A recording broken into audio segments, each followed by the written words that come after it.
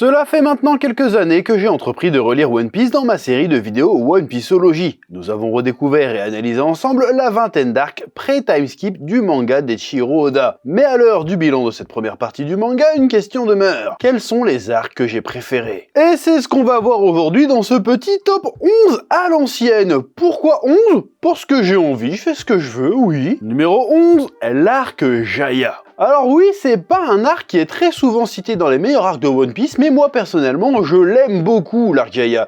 Déjà parce que c'est un peu le prologue à l'arc Skypiea, dont on reparlera dans cette vidéo. J'aime beaucoup l'histoire de Mont Blanc Cricket, le mec qui n'a jamais abandonné son rêve de racheter la mémoire de son ancêtre qui était traité de menteur pendant des générations, parce qu'il avait trouvé justement Skypiea qui était à l'époque encore sur Terre, et qui voulait retrouver l'or et qui avait disparu malheureusement. L'histoire est folle, voilà. C'est un arc aussi où on découvre un peu plus le monde des pirates avec l'équipage de Luffy qui découvre l'île de Jaya, qui est donc une espèce d'île pirate, la confrontation avec les pirates de Bellamy, dans un premier temps ils se font défoncer à dessein, c'est-à-dire que les gars se foutent de leur gueule de vouloir trouver l'île céleste, Luffy et Zoro encaissent comme des hommes pour prouver que voilà, c'est pas comme ça que tu brises les rêves des gens. La rencontre, la première rencontre avec Barbe Noire, et sa célèbre phrase « Jamais les hommes ne renonceront à leurs rêves, souvenez-vous ». Première interaction légendaire avec Luffy, et aussi un moment badass absolument génialissime. Ah ça c'est les moments badass que j'aime bien dans One Piece, et dans tous les mangas d'ailleurs. Bellamy qui va braquer Mont Blanc, Luffy qui revient et fait « Attends, ça va pas se passer comme ça, je vais aller chercher mon dû ». Il arrive dans le village. Bellamy fait « Ah, tu veux te battre? Ah, avec la raclée que je t'ai mis !» Il se met à faire ses loopings partout avec ses jambes ressorts. Pah! Grosse patate dans sa gueule à la niche. Luffy a calmé tout le monde. Là, on se rend compte qu'il a une grosse prime sur la gueule. Et le mec fait « Mais où vas-tu comme ça ?» Il fait « Moi, où je vais? Dans le ciel, bien sûr. » Voilà, j'adore l'arc Jaya. C'est badass, c'est émouvant. Voilà. Numéro 10, l'arc du Baratie. C'est l'arc où on découvre Sanji qui rejoindra l'équipage de Luffy et qui deviendra un membre fondateur, limite, de la légende des chapeaux de paille. Pourquoi j'aime bien cet arc? Beaucoup de moments cultes. Déjà le flashback de Sanji avec Zeph au pied rouge. Le gars se mange sa propre jambe pour donner une chance à Sanji de survivre. Voilà, on découvre un peu un rapport à la nourriture assez intéressant, assez cool. Une histoire très touchante. C'est aussi la première apparition de Mihawk, Dracul Mihawk, qui défonce Zoro et qui donne lieu à une autre scène culte où Zoro promet qu'il ne perdra plus jamais, avec sa cicatrice trop stylée, trop violente. Voilà, c'est là où on se rendait compte que le niveau sur Grand Line était stratosphérique. Et encore, c'est rien comparé à ce que Mihawk nous fera voir de son level lors de Marineford. Voilà, donc un arc très cool avec le Dawn Krieg qui était assez stylé aussi, et Luffy qui fait un combat très cool face à lui. Tu vois que Luffy se prend des vrais coups dans la gueule, il saigne et tout. J'aime beaucoup cet arc, beaucoup d'émotions. Une petite escale avant Grand Line et d'autres arcs qui étaient vraiment très cool. Voilà, et j'adore le personnage de Sanji, donc c'est son arc d'introduction. Donc je trouve que il mérite d'être là. C'est pas un arc parfait, parce qu'encore une fois, faire entrer Mihawk dans l'arc, j'en ai parlé à l'époque dans le One Pieceology, ça sort un peu de nulle part, mais ça reste quand même pas mal efficace. Et voilà, donc scène culte, arc culte, j'aime bien, oui. Numéro 9, Thriller Bark. Alors j'ai un peu hésité pour Thriller Bark parce que j'en avais déjà parlé à la première lecture, j'avais pas trop kiffé cet arc. J'étais pas fan de l'esthétique, un peu film d'horreur, un peu zombie. J'ai trouvé que ça rendait One Piece un petit peu illisible avec le style d'Oda. Bon, entre-temps, le style d'Oda est devenu encore plus illisible, du coup j'ai commencé à m'habituer au style illisible, et du coup quand je relis Thriller Bark, ça devient parfaitement lisible. Donc déjà, j'ai changé d'avis par rapport à ça. Je trouve que c'est un arc qui fait un petit peu hors série dans ses thématiques, même si ça permet d'introduire évidemment un Nakama célèbre, même s'il n'est pas très utile aujourd'hui rétrospectivement, le personnage de Brook et de son flashback très touchant avec tous ses compagnons d'équipage qui jouent jusqu'à en mourir, en tentant aussi en abandonnant Laboon et en lui promettant de revenir, et qui est 50 ans plus tard, ou voire 100 ans plus tard, je sais plus exactement, ne sont toujours pas revenus. Donc il y a un côté, c'est assez cool. Voilà, il y a un côté, la boucle est bouclée avec le personnage de Laboon, on sait qui il attend, on sait que Brook, un jour, va revenir le voir, c'est plutôt cool. Gecko Moria est un méchant plutôt cool aussi, hein, c'est un méchant assez freezerien, je vais appeler, hein, un méchant qui est méchant pour être méchant, qui a un pouvoir très stylé, le côté géant est cool, le combat contre Oz, hein, le géant antique Oz, maintenant on sait que c'est un géant antique, il est incroyable, le Nightmare Luffy, très très stylé le Nightmare Luffy. Voilà, donc j'aime bien cet arc et évidemment j'aime beaucoup aussi l'épilogue de cet arc avec l'apparition de Bartholomew Kuma qui impose son style avec la fameuse scène de Zoro. Vas-y, je vais prendre toutes les souffrances de Luffy et je vais te la mettre dans toi et si tu tiens, je vous laisse partir. Et là Zoro il prend tout, Sanji le voit, il voit du sang partout, il vient le voir, il fait bah alors il s'est passé quoi? Il fait absolument rien du tout. Badass, une des scènes les plus badass de One Piece. Voilà, hein, on la voit régulièrement reprise sur les réseaux, tellement elle est badass cette scène. Voilà, donc rien que pour cette scène, j'ai envie de te dire que cet arc Thriller Bark mérite cette place dans ce top.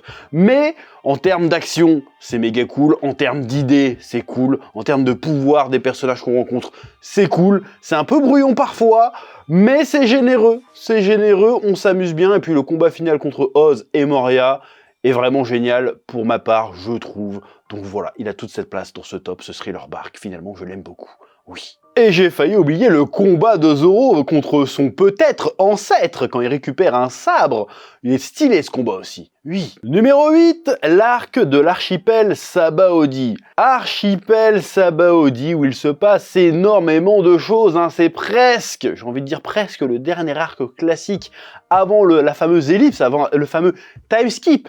Les héros s'arrêtent au pied de la première moitié de Grand Line, au-dessus de l'île des Hommes Poissons et en dessous de Marie-Joise, le QG du gouvernement mondial. Tout un symbole où il se passe énormément de choses, on a pas mal de révélations. Déjà, on découvre un peu les supernovas, hein, la nouvelle génération terrible à laquelle appartient Luffy. On découvre aussi les dragons célestes et leur système de caste inhumain, hein, c'est vraiment des ordures pas possibles. On découvre Sabaody, même c'est un environnement déjà à part. Dans One Piece, il y a des bulles de savon et tout, c'est très très stylé, mangrove, stylé. On découvre aussi Rayleigh, le prince des ténèbres, je crois que c'est ça son pseudonyme, qui nous balance du haki de roi et du flow, en veux-tu, en voilà. Voilà, c'est aussi l'arc où les chapeaux de paille subissent, en quelque sorte, en vrai, c'est leur seconde défaite, parce que leur première défaite, c'était à Longland face à Aokiji. Là, c'est leur deuxième grosse défaite. Ils arrivent aux portes de la seconde partie de Grand Line et ils se prennent une branlée monumentale par ce bon vieux Kizaru, ce Borsalino qui les défonce. Ils tombent contre Kuma, ils se font défoncer. Voilà, après cet arc, Luffy se rend compte qu'il est pas au niveau, tout son équipage est dispersé, des moments de désespoir intense. Bon, en fait, on apprendra que Kuma plus tard les a sauvés en réalité. Voilà, moi c'est un arc que je trouve très très pertinent, très très stylé, très très intense, qui est révélateur du chemin qu'ont parcouru les personnages et qu'il leur reste à parcourir. J'aime beaucoup l'arc Sabaody. Voilà, très stylé. Oui. Numéro 7, l'arc Alabasta. Bon, Alabasta, je me demande si c'est pas le premier véritable arc de One Piece tel qu'on le connaît. Avant, il y avait plein de petits arcs sympas, mais Alabasta, c'est le premier arc d'envergure, en termes d'ampleur, en termes de densité, en termes de longueur. Bon, après, il y aura des arcs beaucoup plus longs, bien sûr, mais à l'époque, je crois que c'était un des arcs les plus longs du manga, avec un des méchants les plus puissants du manga à l'époque. J'ai nommé, bien sûr, Mr. Crocodile, qui était trop stylé, sa mère avec son cigare, sa cicatrice, son manteau de vison, et ses crocodiles géants, et ses pouvoirs de sable trop stylés. Combat contre Luffy, incroyablement incroyable, où Luffy doit faire preuve d'ingéniosité alors qu'il est complètement con. Qui est drôle et épique à la fois. J'aime beaucoup cet arc aussi pour le personnage de Vivi, Nefertari Vivi, qui prend vraiment son importance, hein, qui est une véritable princesse du désert, avec une guerre civile qui gronde, qui sera véritablement héroïque. C'est l'arc aussi où on rencontre Ace pour la première fois, un personnage inoubliable, évidemment, un arc dense, drôle, qui fait découvrir des environnements très stylés, des combats d'anthologie. Je veux dire, je crois que c'est le premier arc où tous les personnages, tous les membres des Chapeaux de Paille se battent. Il y a Nami qui se bat, Usopp qui se bat, Sanji qui se bat, contre Monsieur Tout, avec aka Bon Clay. On a Zoro qui fait un combat contre Mr. One incroyable. En vrai de vrai, c'est un très très bon arc et je pense que c'est le premier grand arc de One Piece. Ça veut pas dire que c'est le meilleur, ça veut pas dire que c'est le plus important, mais il est quand même à marquer d'une pierre blanche et donc il mérite amplement cette place dans ce top pour moi. Oui. C'est aussi bien évidemment l'arc qui introduit Nico Robin, qui rejoindra les chapeaux de paille après, et qui introduit aussi les fameux poneglyphes. Et ça, c'est un truc très important dans la suite du manga. On sentait déjà qu'il y avait une histoire cachée, des choses à révéler pour emmener le manga plus loin que le simple périple aventuresque. Non, il y avait une vraie quête derrière, un secret à révéler. Voilà, donc c'était vraiment très très cool en termes de mythologie, en termes d'ambiance, en termes de graphisme, d'imagerie. J'aime beaucoup Alabasta et j'ai franchement hâte de voir ce qu'ils vont en faire dans le live action de Netflix d'ailleurs. Numéro 6, Skypiea. Alors oui, Skypiea n'est que numéro 6, je sais que c'est un des arcs préférés de pas mal de gens. Je l'aime beaucoup, même si à l'époque j'ai dit qu'il ne semblait pas essentiel. Alors oui, c'est vrai que cet arc, je le trouve qu'il est un peu surcoté, parce qu'il y a des éléments de lore qui sont plus ou moins introduits, teasés dans cet arc, mais qui ne sont pas essentiels à l'histoire racontée dans cet arc. Voilà, ne serait-ce que, comment dirais-je, le fait que Luffy monte à Skypiea pour trouver de l'or, ça n'a rien à voir avec sa quête du One Piece. Personne ne sait qu'il est allé là-bas à part son équipage. Ça ne fait pas avancer forcément le schmilblick vers le One Piece, vers sa quête personnelle. C'est une épreuve, une aventure qui semble un peu annexe. Ça veut pas dire qu'elle n'est pas pertinente ni intéressante, mais c'est une histoire un peu à part dans les arcs de One Piece. Cependant, c'est quand même l'un des antagonistes les plus stylés du verse. Je veux dire... Ener, voilà, je veux dire, ça fait plus de 15 piges, peut-être 20 piges qu'on l'a vu, on se demande tous, c'est quand qu'il va revenir. Alors il y a les mini-aventures, je m'en bats les couilles, je les lis pas les mini-aventures, je veux revoir Ener, qu'est-ce qu'il est devenu, qu'est-ce qu'il va devenir, est-ce qu'il va revenir à un moment donné pour se la coller avec Luffy ou se battre aux côtés de Luffy contre Im-sama, je ne sais pas, en tout cas, c'est le méchant, pour moi, de One Piece le plus stylé pour l'instant. Voilà, c'est Ener. On dirait un méchant de Dragon Ball. Voilà, j'ai envie de te dire pourquoi on le kiffe, Ener, c'est un méchant de Dragon Ball, tout simplement. Il est trop stylé, il est charismatique, il a des pouvoirs à moitié invincibles, le seul qui peut le taper c'est Luffy, c'est méga cool. J'adore le personnage d'Ener, l'histoire sur Skypiea est très très cool aussi avec les deux peuples qui se foutent sur la gueule. Un arc intense, très imaginatif en termes d'univers, tout le fonctionnement avec les coquillages, j'ai oublié comment ils s'appellent. Tout le délire avec les dials, les coquillages qui peuvent faire du vent, du feu, de la poussée, qui seront très utilisés par Usopp et Nami par la suite. Voilà, il y avait un vrai univers dans l'univers avec Skypiea. C'était très très stylé, une mer dans le ciel. C'est aussi le dernier arc où on verra le Vogue Mary un petit peu fonctionnel, ça commencera à être le début de la fin. Franchement, moi c'est un arc que j'aime beaucoup pour toutes ces raisons-là, il est très très épique, il est très très légendaire, et encore une fois, très curieux de voir comment ils vont se démerder pour adapter ça en live action, parce que c'est un des arcs les plus cultes de One Piece. Mais, pour moi, il est 6ème. Voilà, je peux pas le mettre plus haut, et vous allez voir pourquoi par la suite, oui. C'est l'instant passion. Tu aimes les RPG 3D en temps réel? Tu adores les univers de SF originaux à l'esthétique léchée? Tu raffoles de grosses bagarres épiquement épiques en équipe en 3D temps réel? Tu aimes aussi la construction de bases et de bâtiments? Alors tu dois jouer à Arknight Enfield. Arknight Enfield, c'est le nouveau jeu publié par Graveline, il arrive sur PC, PlayStation 5 et mobile début 2026. La deuxième bêta test est ouverte depuis le 28 novembre 2025. Vous pouvez vous préinscrire pour le lancement officiel via le lien en description et en commentaire épinglé. L'histoire se déroule sur Talos 2, un satellite naturel de la géante gazeuse Talos, situé à des années-lumière de la Terre. Des pionniers ont découvert cette planète grâce à une porte dimensionnelle aujourd'hui détruite, obligeant les pionniers à survivre et se développer par eux-mêmes. Les joueurs incarnent l'administrateur, chargé d'explorer, défendre et étendre la frontière de l'humanité sur la planète Talos 2. Le jeu combine des combats d'équipe stratégiques en temps réel et une exploration immersive, où les joueurs peuvent également transformer le monde grâce à la construction de complexes industriels et au développement régional. Le tout avec des cinématiques et une DA impressionnante, graphisme, chara-design, environnement, tout y est très stylé. Les combats en temps réel sont stratégiques et immersifs. Vous commandez une équipe de 4 persos avec de nombreuses classes et compétences variées qu'il vous faudra coordonner avec précision pour défaire des ennemis coriaces. Utilisez l'AIC, complexe industriel automatisé pour soutenir vos combattants. L'exploration et la transformation du monde. Collectez des ressources, construisez des bâtiments de lignes de production pour créer un nouveau monde pour l'humanité. Designez, enregistrez, construisez et partagez vos installations ultra facilement grâce au système Blueprint. Et partez explorer de nombreuses et vastes régions remplies de paysages, de missions et de mécaniques de jeu uniques. Cette bêta test 2 va vous permettre de découvrir de nouveaux scénarios avec de nouvelles cinématiques stylées, des embranchements en fonction de vos choix et la nouvelle map de Wuling City, qui mélange habilement une esthétique orientale traditionnelle avec des éléments futuristes. De nouveaux personnages jouables comme Ardelia, Lastrite et Pogranichik rejoignent les déjà disponibles 24 personnages, que vous pouvez tester avec un système de combat amélioré, un système AIC enrichi et un meilleur système d'interaction sociale in-game. Et pour vous préinscrire à la sortie officielle, ça se passe via le lien en description et en commentaire épinglé. Que la passion vous guide. Oui. C'était l'instant passion. Ouais. Numéro 5, l'arc du royaume de Drum. Alors oui, je sais, je mets Drum devant Skypiea, je sais, ça va certainement choquer les gens, mais pour moi, je préfère l'histoire qui est racontée dans le royaume de Drum. Déjà parce que c'est l'introduction de Tony Chopper. On oublie qu'il s'appelle Tony, on ne l'appelle que Chopper. Tony Chopper, qui est le médecin de bord des chapeaux de paille, avec une histoire incroyable. Le flashback de Tony Chopper est un des meilleurs du manga, je suis désolé. Le personnage du docteur Iluluke, avec son speech final avant de mourir, il est incroyable ce speech. Ce speech est incroyable. Bon, l'univers du royaume de Drum est peut-être l'un des moins qui m'attire le moins esthétiquement, parce que c'est juste un royaume de la neige, mais l'histoire qui est racontée est cool. Le délire avec Wapol, qui est un méchant de merde, je trouve, Wapol, mais qui dans le contexte fonctionne.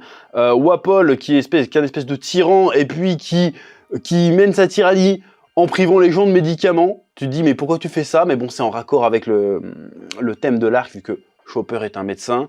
Voilà. Docteur Kurea, qui est très très cool aussi. C'est un arc cool. Voilà, j'ai pas tellement d'arguments pour l'arc Drum, juste le flashback d'Iluluke. Voilà, rien que pour ça, et rien que le blaze, Iluluke, il est incroyable le blaze. Le flashback d'Iluluke, son monologue final est simplement incroyable. Le personnage de Tony Chopper, qui est absolument poignant et rigolo. Oh voilà, moi j'adore l'arc de Drum, juste pour Iluluke. Donc cette scène de Iluluke, ose me dire que c'est pas l'un des meilleurs monologues de One Piece. Juste pour ça, ça mérite son top 5. Voilà, c'est tout. C'est tout. Il n'y a pas de gros combat de fou, il n'y a pas de méchant de ouf. Je trouve que Wapol, c'est pas un méchant stylé, je trouve, vraiment. Mais il y a un propos, il y a une émotion. Pour moi, il est culte. Voilà, oui. Numéro 4, l'arc d'Impel Down. Impel Down, c'est pour moi l'un des meilleurs arcs de cette première époque de One Piece parce qu'il est incroyable. Voilà, le délire inspiration en fer de Dante, une prison avec chaque étage, t'as un châtiment différent, on rencontre des pirates ou des révolutionnaires de légende, c'est là qu'on rencontre Ivankov. Voilà, j'aime beaucoup ce personnage. Franchement, il est trop stylé. Les méchants qu'il y a dedans. Aniabal, Magellan, le gars, il est invincible. Qui peut le battre, ce mec-là? Il est trop fort, il est trop stylé. Or, quand je dis méchant, c'est relatif, parce qu'en fait, les méchants, c'est censé être les pirates dans cette histoire, et les gentils, c'est censé être leurs geôliers. Ce que j'aime bien dans cet arc aussi, c'est qu'on commence à comprendre dans One Piece, ça a déjà été annoncé un petit peu avant, mais là, je trouve c'est vraiment prégnant, c'est que l'univers de One Piece n'est pas un univers manichéen. On aurait tendance à dire que les gentils, c'est les pirates qui veulent se sauver, et les méchants, c'est la marine, les méchants geôliers.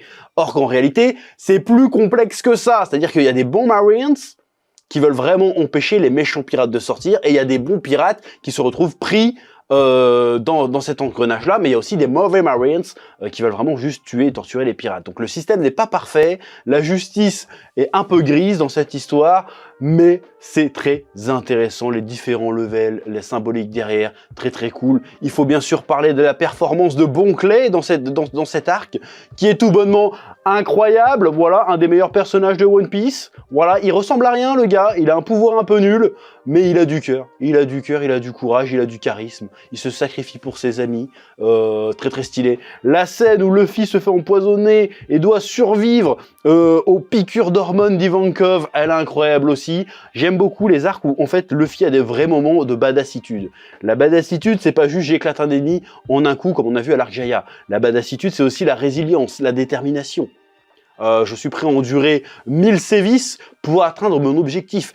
C'est la force mentale qui te rend badass. Et il y a tout ça dans l'arc Impel Down. Et puis il arrive à quand même, Luffy, à inspirer les gens. Tu vois qu'il commence à être une espèce de leader charismatique qui parvient à libérer les pirates. Malheureusement, dans le processus, il libère aussi de mauvais pirates.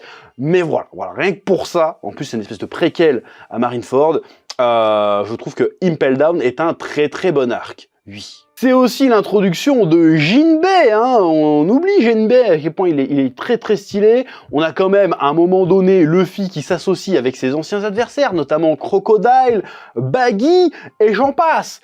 Très très stylé ça aussi, mais bien sûr, mais oui. Numéro 3, Arlong Park. Alors cet arc-là, en réalité, j'ai failli le mettre numéro 1. Pourquoi? Parce que Arlong Park, c'est l'arc qui m'a fait aimer One Piece. Moi, je te le dis, à la base, j'étais pas forcément fan de One Piece dans les premiers arcs qu'il y avait. À l'époque, je te parle. Je te parle à l'époque, YouTube n'existait même pas. Hein. Je te parle vraiment du temps que les moins de 20 ans ne peuvent pas connaître. Et je suis tombé sur Arlong Park, et là, j'ai fait « Ok, c'est méga badass. Je veux être du voyage. » Quand la Nami elle se rend compte qu'elle s'est fait niquer par Arlong et qu'elle pète un câble en train de se mutiler, genre Arlong, et que le fil arrive, il fait tiens, prends mon chapeau, je vais régler le problème, et qui traverse tout le village avec Usopp, Sanji, Zoro pour aller jusqu'à Arlong Park pour défoncer de l'homme poisson. Rien que cette scène là, je la trouve incroyablement incroyable, même en animé avec la petite musique, c'était méga stylé. Il débarque à Arlong Park, il sait même pas c'est qui Arlong, il fait « Oh, c'est qui Arlong ?» Bam, patate dans sa gueule, il a pas le temps. Voilà, le combat contre Arlong est méga stylé, c'est un des premiers méchants de One Piece qui, je trouve, était un peu effrayant. Quand on le voyait, on se dit « Ok, là, il y a un challenge. » On a eu Baggy et Krieg avant, c'était pas trop des challenges. Krieg un petit peu, beaucoup moins Baggy pour le coup. Là, on arrive à Arlong, on se dit, ok, là, il y a match. En plus, il y a le concept des hommes-poissons qui est génial, avec toute une histoire de discrimination derrière, de peuples opprimés, et qui en même temps se vengent sur les faibles. Très très cool. Destruction d'Arlong Park. C'est le premier au fait de Luffy, en plus. Le gars a commencé à avoir une prime sur la tête après avoir niqué Arlong. Donc, c'est un arc. C'est pas objectivement le meilleur, le plus dense, le plus riche, le mieux raconté, mais c'est quand même le premier arc un peu sérieux de One Piece pour moi, où tu comprends que Luffy va gagner en ampleur après ce haut fait d'avoir pété le mec le plus dangereux des Blue. Voilà, donc c'est un accomplissement à marquer d'une pierre blanche. Et personnellement, si j'avais dû être un peu moins objectif, bon je suis jamais objectif, mais si j'avais pu être un peu moins objectif, je l'aurais peut-être mis, c'est mon numéro 1 de cœur, l'arc Arlong, oui. Puis Arlong il est stylé, rien que le nom Arlong, incroyable. Numéro 2, Marineford. Alors évidemment, tu t'attendais à qu'il soit dans le top, hein, c'est normal, c'est peut-être l'arc le plus marquant pour beaucoup de fans de One Piece, pour la majorité des fans de One Piece, c'est ça et Skypiea, en vrai, je pense. Pourquoi je le mets pas numéro 1? C'est un très bon arc, attention, il est légendaire, il est culte, c'est un peu l'apogée de One Piece à l'instant où cet arc a lieu, c'est-à-dire on est à la moitié des Grand Line, et avant d'avancer, il faut qu'on règle quelques petites histoires, qu'on isole Luffy, qu'il vive quelques trucs et qu'il revienne plus motivé que jamais. Je dirais que pourquoi je le mets pas numéro 1, c'est parce que Luffy dans cet arc est un personnage secondaire. Et je trouve que c'est ça qui fait que je peux pas le mettre en meilleur arc de One Piece. Parce que si je le mets en meilleur arc de One Piece, ce serait admettre que One Piece est mieux quand Luffy n'est pas devant. Et ce serait dramatique. Ce serait dramatique. Pour moi, un arc parfait, il faut vraiment que ce soit Luffy et les chapeaux de paille qui soient devant. Ceci dit, évidemment, des moments cultes à foison, la mort de Ace, évidemment, la mort de Barbe Blanche avec un baroud d'honneur exceptionnel, légendaire. Rien que les premiers échanges de la bataille, boum, les trois amiraux qui balancent de la grosse lave, des grosses vagues, laisse tomber de la grosse glace, Mio qui coupe un iceberg en deux sur 3 km, Luffy qui est là, oh putain, je suis pas au niveau. Très très stylé. En plus, c'est surenchère sur surenchère à chaque fois, sacrifice sur sacrifice. L'équipage de Barbe Blanche enchaîne les MVP sur MVP. C'est un arc très très cool qui a marqué One Piece encore une fois, hein, il y a eu un avant et un après Marineford. Ça multiplie les moments cultes et les moments badass comme des petits pains. Ça se termine avec Kobe qui dit « Arrêtez la guerre !» qui est sauvé par Shanks au dernier moment, qui fait « Bon, vous arrêtez tous la bataille, sinon on vous défonce. » Et là, tout le monde se chie dessus. Là, Shanks, à ce moment-là, on l'avait pas vu depuis je sais pas combien de chapitres. Il arrive, il pose ses couilles sur la table, tout le monde se chie dessus. Tu te dis, ok, qu'est-ce qui se passe? C'est qui ce Shanks finalement? Voilà, donc cet arc est absolument culte, absolument incroyable à tous les niveaux. Mais pour moi, il y en a un qui est mieux que lui. Oui.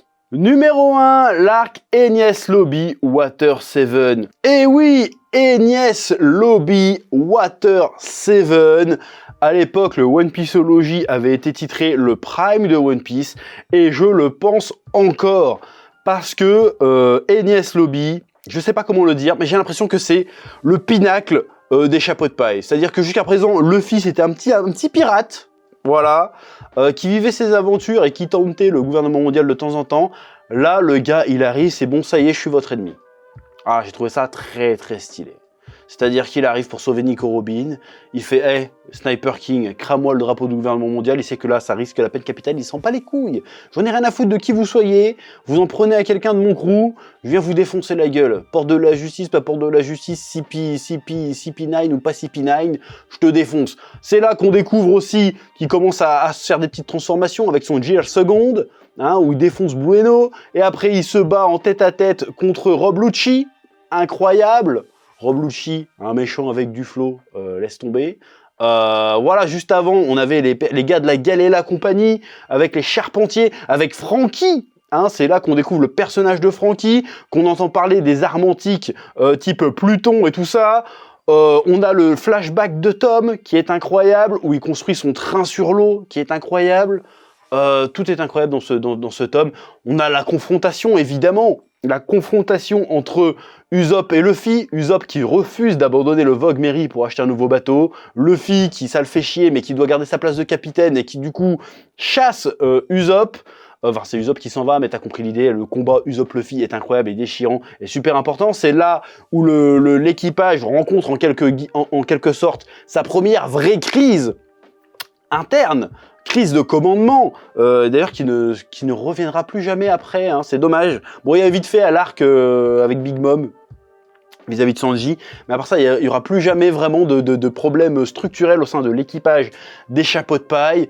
Voilà, pareil, c'est enchaînement de masterclass, hein, l'arc Enies Lobby. Et pourquoi je le mets au-dessus de Marineford? Parce que ça concerne directement les chapeaux de paille. Voilà, c'est une espèce pareil, c'est un espèce d'arc-étape où là, vas-y, on fait le bilan de où on en est en tant qu'équipage, et on voit qu'il y a des dysfonctionnements, notamment avec Usopp, avec Luffy qui a du mal à prendre son leadership parce qu'il doit prendre une décision difficile, qui même lui font du mal. Très très cool. Quand il défonce la Franky Family parce que Usopp s'est fait racketter, incroyable aussi. Quand Nico Robin essaye de se rendre parce qu'elle a peur que son équipage se fasse défoncer, incroyable aussi. Voilà. Tout est cool dans cet arc Enies Lobby Water 7. Alors dans l'animé, c'est un petit peu plus compliqué quand même. Parce que dans l'animé, il y a tout le passage avec le train qui est long sa mère. Mais à part ça, Water 7, j'aime beaucoup. Pour moi, c'est le prime de One Piece. Parce qu'en fait, c'est un arc qui sent un peu comme si c'était la fin du manga. C'est très très bizarre, parce que le truc tout est tellement parfait, tout fait tellement sens, tout est tellement bien clôturé, tout tape tellement juste, tu te dis waouh. Est-ce qu'on fera jamais mieux que cet arc? D'ailleurs, je pose la question, en vrai de vrai, là on parle réel, là. C'est une vraie question que je me pose. Est-ce qu'il y a un seul arc post-ellipse qui s'assoit à la table de Water 7, Marineford, Arlong Park et Impel Down? En vrai, je suis pas sûr. Je suis pas sûr. Il y a des arcs très très bien, mais qui te font les mêmes perfections. Je veux dire, Water 7 et Enies Lobby, c'est parfait de A à Z. J'ai pas trouvé un seul défaut. Marineford, on pourrait critiquer certains trucs, mais Water 7 et Enies Lobby, pour moi, c'est l'arc parfait de One Piece. Il y a un côté exploration, il y a un côté aventure, il y a un côté arc du sanctuaire, parce qu'il il y a un côté course-poursuite, il y a un côté objectif. Il faut sauver Robin. On affronte un petit peu l'entité gouvernementale qui est malfaisante. Luffy se déclare ennemi du gouvernement mondial. Le gars accomplit quelque chose, si tu veux, de vraiment exceptionnel. Il change de stature. Après, il y a un avant après Marineford, mais il y a un avant Enies Lobby et un après Enies Lobby pour les chapeaux de paille. Il y a un nouveau bateau à la fin. Il y a la mort du Merry. La mort du Vogue Merry. Je veux dire, tu peux prendre chaque moment de cet arc, ils sont tous cultes dans One Piece. Voilà, donc pour moi, c'est le meilleur arc de One Piece, même encore aujourd'hui. C'est Enies Lobby Water 7. Voilà. Oui. Voilà, j'espère que cette petite vidéo bilan, alors qu'on approche la deuxième époque de One Piece dans les One Pieceologies, qui reviennent incessamment sous peu, petit bilan de mes arcs préférés. Alors je sais que ça va sans doute faire jaser, mais je vous propose de me dire vos 11 arcs préférés, ouais j'aime bien le chiffre 11, vos 11 arcs préférés, dans l'ordre évidemment, dans les commentaires. Voilà, j'espère que ça vous aura plu, que ça vous aura intéressé. Merci d'avoir regardé cette vidéo jusqu'au bout. Je vous invite à vous abonner, à liker, et je vous dis à très bientôt sur le Chef Otaku pour de nouvelles vidéos. Et n'oubliez pas, One Piece, c'est la vie. Oui.